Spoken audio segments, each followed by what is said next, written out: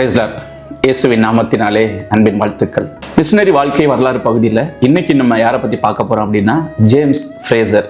இவர் ஒரு இங்கிலாந்து நாட்டை சேர்ந்தவர். 22 வயதிலேயே மிஷனரி பணிக்கு தன்னை ஒப்பு கொடுத்தவர். நல்ல ஒரு வசதியான குடும்பம், ஒரு இயேசுவை ஏற்றுக்கிட்ட ஒரு பக்தி வைராகியமான குடும்பத்தை சேர்ந்தவர். ஒவ்வொரு நாளும் அவங்க அம்மா அழுது ஜெபிப்பாங்களாம், எப்படியாவது என் பிள்ளைங்க ஒருத்தராவது மிஷனரியா போகணும் அப்படின்னு. ஆனா இவருக்கு என்ன எண்ணம் இருந்துச்சு அப்படின்னா, ஒரு பெரிய இன்ஜினியர் ஆகணும், நல்லா சம்பாதிக்கணும் அப்படிங்கிற எண்ணத்தோட தான் இவர் இருந்துட்டு இருந்தார். ஒரு நாள் இவர் கையில ஒரு புக்கு கிடைக்குது.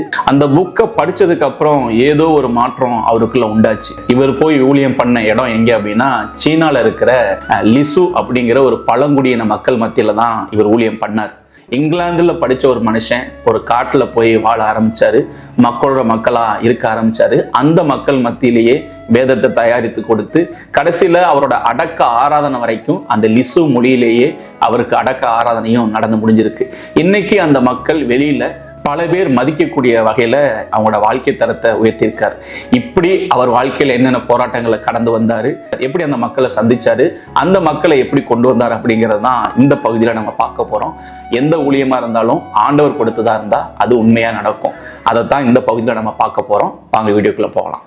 பிறப்பு 1886, மறைவு 25/9/1938.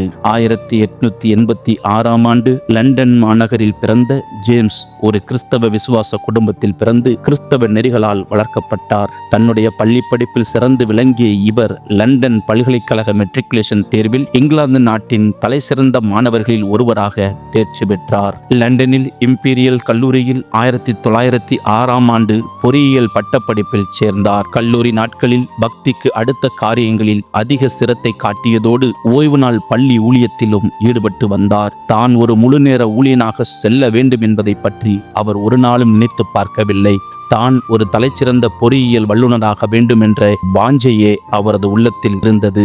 ஆனால் அவரது பக்தியுள்ள தாயாரான ஆனி ஃப்ரேசர் தனது பிள்ளைகளில் ஒருவராவது மிஷனரியாக மாற வேண்டும் என்று ஊக்கமாக ஜெபித்து வந்தார். ஜேம்ஸ் தான் எதிர்பார்த்தது போலவே தனிச்சிறப்பான வகையில் பொறியியல் பட்டப்படிப்பில் தேர்ச்சி பெற்றார். அப்போது அவர் வாசித்த ஒரு சிறு புத்தகம் அவருடைய வாழ்க்கை பாதையையே மாற்றி அமைத்துவிட்டது. அப்படி சொல்லாதீர்கள் என்று தலைப்பிட்ட அந்த சிறு புத்தகம் சீனாவில் அருட்பணியாளராக ஊழியம் செய்த ஒருவரால் மிஷனரி ஊழியத்தின் முக்கியத்துவத்தை பற்றி எழுதப்பட்டிருந்தது. 20ஆம் நூற்றாண்டு துவங்கிவிட்ட பின்னரும் இன்னும் உலகத்தில் பெரும்பாலானோர் ரட்சிப்பின் செய்தியை கேள்விப்பட மிஷனரி பணி என்பது போதகர்களும் சபைகளும் மட்டுமே கவனிக்க வேண்டிய காரியங்கள் என்று சொல்லாதீர்கள் என்று அப்புத்தகத்தில் குறிப்பிட்டிருந்தார். ஜேம்ஸ் இத்தகைய மனோபாவத்தை தான் கொண்டிருந்தார். எனவே அப்புத்தகத்தை வாசித்தது முதல் அவரது அருட்பணி பயணங்களை பற்றி சிந்திக்க துவங்கினார். மிஷனரிகளின் வாழ்க்கை வரலாறுகளை வாசிக்க துவங்கினார். சீன உள்நாட்டு அருட்பணி சங்கத்தை நிறுவி சீனாவில் வல்லமையாக ஊழியம் செய்த ஹட்சன் டெய்லரின் வாழ்க்கை வரலாறு அவர் உள்ளத்தை அதிகமாய் தொட்டது. 1976ஆம் ஆண்டு ஒரு கிறிஸ்தவ பயிற்சி முகாமில் சிடி ஸ்டட்டை சந்திக்கும் வாய்ப்பை பெற்றார். ஊழியத்துக்காக தன்னை தேவன் அழைக்கிறார் என்பதை ஜேம்ஸ் பரிபூரணமாக உணர்ந்தார். ஒரு நாள் தனது வீட்டின் மேலறையில் ஜெபிக்கும் போது சீன நாட்டு மக்களை பற்றிய அதிக பாரம் அழுத்தவே தன்னை ஊழியத்துக்கு அர்ப்பணித்தார். ஜெபித்து முடித்த தன் தாயின் அருகே வந்து, நான் முழுநேர ஊழியத்துக்கு ஒப்புக் கொடுத்திருக்கிறேன் என்ற உற்சாகத்தோடு கூறினார். முழங்கால் படியிட்ட ஆனி ஃப்ரேசர் தனது நீண்டகால ஜெபம் கேட்கப்பட்டதற்காக தேவனை துதித்தார். அது முதல் ஊழியத்திற்காக தன்னை ஆயத்தப்படுத்திக் கொள்ளும் பணியில் ஈடுபட்டார். அவர் தன்னை சுற்றி வாழும் மக்களுக்கு இயேசுவை சொல்லும் ஆத்தும ஆதாய பணியில் ஈடுபட துவங்கினார். ஜேம்ஸ் ஃப்ரேசர் ஊழியத்துக்காக புறப்படும் நாளும் வந்தது.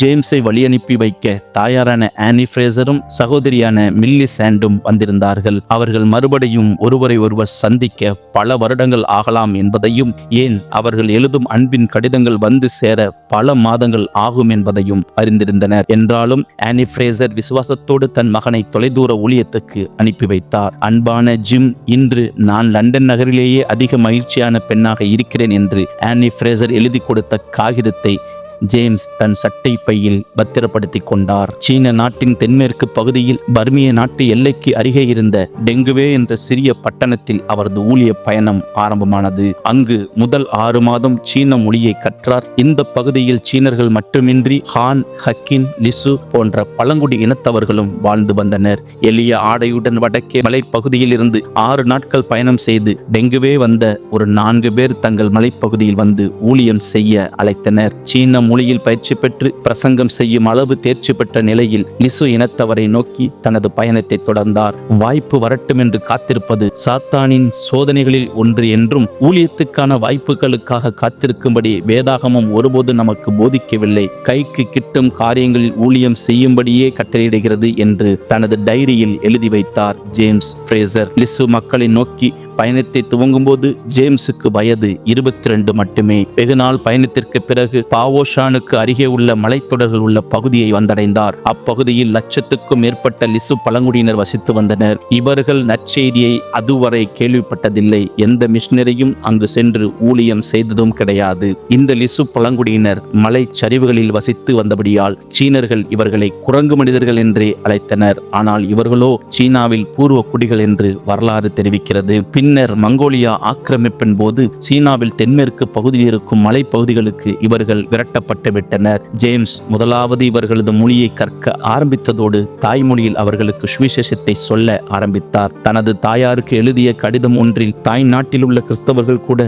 தங்கள் பரிந்துரை ஜெபங்களின் மூலம் மிஷனரி பணியில் ஈடுபட முடியும் எனவும் விலைமதிப்புள்ள ஆத்துமாக்களை ஆதாயப்படுத்தும் ஊழியத்தில் தேவன் தன்னையும் வல்லமையாக பயன்படுத்த ஜெபிக்கும்படியும் அவர் எழுதியிருந்தார். 1913ஆம் ஆண்டு ஏப்ரல் 20ஆம் நாள் டெங்குவே நீர்வீழ்ச்சிக்கு அருகே தனது முதல் ஞானஸ்நான ஆராதனையை நடத்தினார். அவர் அதில் தனது சமையல்காரரோடு கூட ஒரு ஆசிரியரும் தண்ணீர் சுமப்பவரான டேஸ் என்பவரும் ஞானஸ்நானம் பெற்றார்கள். ஃப்ரேசர் தனது உடை பழக்கத்திலும் லிசு பழங்குடிகளின் ஆடை அலங்காரத்தையே பின்பற்றினார். இப்போது அவரால் லிசு மொழியில் சரளமாக பேச முடிந்தது. சுவிசேஷத்தால் கவரப்பட்ட லிசு இனத்தவர்கள் தாங்கள் அம்மட்டும் வணங்கி வந்த பேய் மேடையை கொளுத்துவிட்டு இயேசுவை ஏற்றுக்கொண்டனர். ஃப்ரேசர் அவர்களுடைய உணவிலும் பழக்க வழக்கங்களிலும் பங்கு கொண்டு தன்னுடைய நட்புறவை பலப்படுத்திக் கொண்டார். மழை பெய்யும் வேளைகளிலும் குளிர்ந்த இரவுகளிலும் கழுதைகள், பன்றிகள், கோழிகள் அனைத்தும் வீட்டுக்குள்ளேதான் இருக்கும்.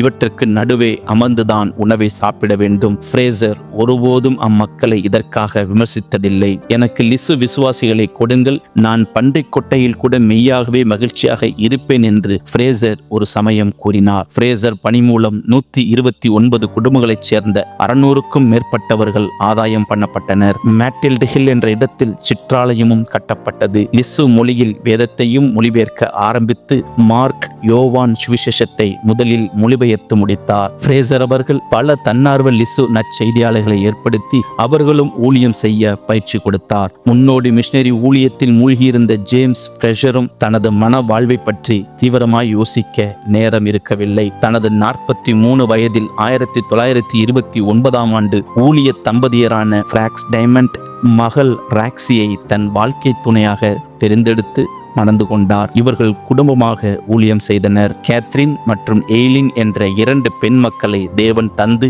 ஆசீர்வதித்தார். தனது பணி மீது பெரும் மதிப்பு வைத்திருந்த ஜேம்ஸ் ஃப்ரேசர், எப்படிப்பட்ட அருமையான பணி இது! நான் வேதாகம மொழி பெயர்ப்பு பணியையும் வேதாகம போதனை ஊழியத்தையும் நேசிக்கிறேன் என்று தனது தாயாருக்கு எழுதிய கடிதத்தில் குறிப்பிட்டார். குக் குடும்பத்தினுடன் சேர்ந்து லிசு மொழியில் முழு புதிய ஏற்பாட்டையும் மொழிபெயர்த்து முடித்தார். திடீரென மலேரியா ஜுரம் கண்டது. அதை அவர் கண்டறிவதற்கு மலேரியா கிருமிகள் அவரது மூளையை தாக்கியிருந்தன.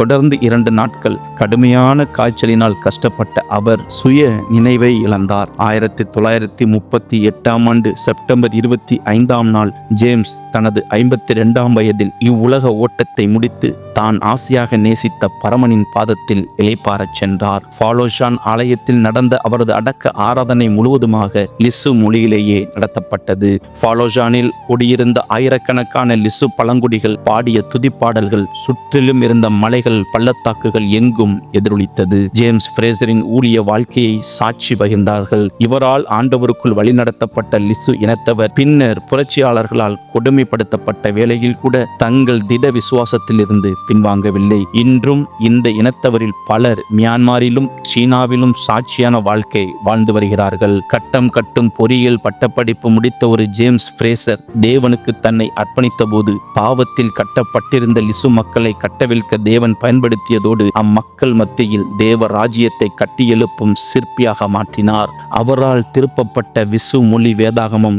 இன்றும் நிரந்தர ஊழியன் போல் அம்மக்கள் மத்தியில் செயலாற்றி வருகிறது. தேவனுடைய நாமம் மகிமைப்படுவதாக. ஆமேன்.